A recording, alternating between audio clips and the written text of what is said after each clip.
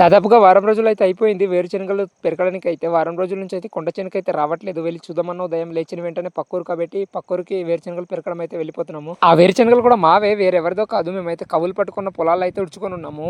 పంట ఉడుచుకోవడానికి లేట్ అయిపోద్దనేసి వేరుశనగలు అయితే తొందరగా అయిపోగొట్టేద్దామనేసి ఎర్లీ మార్నింగ్ అయితే వెళ్ళిపోతున్నాము. అలా అనేసి కొండ చేనుకైతే రావడం మానేస్తున్నాము. అందుకని ఇవాళైతే కొండ చేను చూద్దామనేసి వచ్చాను. అంటే గత వారం రోజుల నుంచి రావట్లేదు కదా, అందుకనేసి వాళ్ళ కొండ చేను చూద్దామనేసి వచ్చేసరికి ఇక్కడైతే ఒక నీలపరస పండు అయితే పండి ఉండింది. చాలా బాగుంది. ఎలా అంటే చాలా బాగా పండిపోయి ఉండింది ఇది అనేది. ఇంతకుముందు నేను పోయిన వారం వచ్చేసరికి అయితే ఈ వేరుశనగల ముందు పెరగకుండా వచ్చినప్పుడు అయితే కాయలా ఉండింది, కానీ ఇంత వేగంగా పండిపోయింది.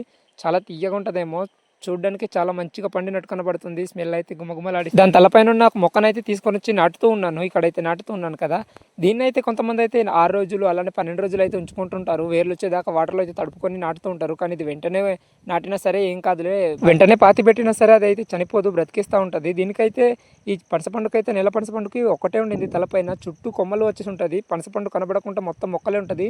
కానీ దీనికి ఎందుకు మరి పైన ఉండింది, చిన్నది కదా, దానివల్ల మొక్కలు అనేది సైడ్ నుండి రాలేదనుకుంటా. ఈ నేల పరిసలు కూడా అది ఉన్న ప్రదేశాన్ని పెట్టానమాట. చలి ప్రదేశంలో ఉంటుంది కదా, అలాంటి దగ్గర ఎక్కువగా పండుద్ది అనుకుంటున్నాను. వేడి ప్రదేశంలో అయితే పండదనేసి ఎక్స్పెక్ట్ చేస్తున్నాను. అంటే నాకు కొంతమంది తెలిసిన ఫ్రెండ్స్ ఉన్నారు, మా సైడ్ అయితే నేల పనసలు పండవు అనేసి అన్నాడు.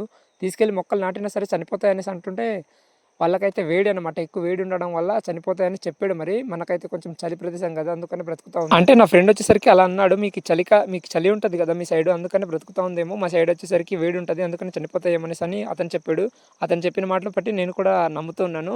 నాకైతే తెలియదు ఎలా ఉంటుందో ఏంటో అనేది. కొండ చేనులో నాకు ఇంకో పని కూడా ఉండింది. అదేంటంటే ఇక్కడ కంపలు అయితే మోస్తున్నాను కదా, ఈ కంపలు అనేది ఎందుకు మోస్తున్నానంటే ఇక్కడ అనేది మేము చిక్కుడుకాయలు అంటాంలే. చిక్కుడుకాయలు అంటే మేము అయితే సపరేట్గా బిజినెస్ అని పిలుచుకుంటాం. మీరు అనేది చిక్కుడుకాయలు అనుకోవచ్చు. ఆ చిక్కుడుకాయలు అయితే బయట కొని తెచ్చాంలా. చిక్కుడుకాయలు అనేది గరుకుడు అమ్మ అనేసి, అంటే ఇక్కడ కొండ చెర్లతో చూడిసింది బాగా కాలు ఉంది కదరా, బాగా కాసుద్ది అనేసి ఇక్కడ ఉడిచింది అమ్మ అనేది. వాటికైతే కంపలు ఉడుద్దామనేసి వచ్చాను. అంటే ఇప్పుడు ఆ కొనలు అనేది చారుద్ది కదా, కొనలు కాదు తీగలు, సారీ నేను మా లాంగ్వేజ్లో మాట్లాడుతున్నాను.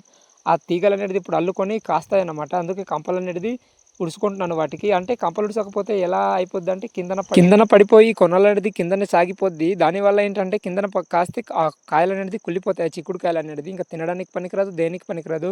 వీలైతే చెట్టు కూడా చనిపోయే అవకాశం ఉంటుంది. అందుకనేసి ఇంకేం చేస్తాం అనేసి కంపలు అనేది ఉడుస్తున్నాను. అలా కంపలు ఉడుస్తుంటే నాకైతే తెగ ఆకలి అయిపోయింది. కంపలు కూడా కంప్లీట్ అయిపోయింది. ఇంకా పైనాపిల్ కట్ చేసుకొని తినేయడం ఉందనేసి కంప్లీట్ చేసుకొని పైనాపిల్ అయితే కట్ చేసి తింటున్నాను. టేస్ట్ అయితే వేరే లెవెల్ ఉంది. అండ్ వీడియో నచ్చితే లైక్ చేసి సబ్స్క్రైబ్ చేసుకోండి. ఉంటా.